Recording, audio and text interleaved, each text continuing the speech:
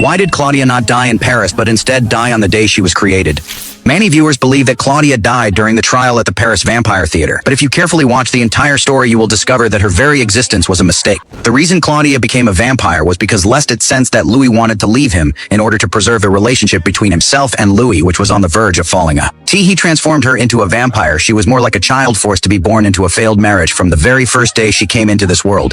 She carried the cost of someone else's relationship, and even more seriously, Lestat thereby violated one of the vampire world's taboos, creating a child vampire. So from the moment of her creation, Claudia had already been sentenced to death by the entire vampire world.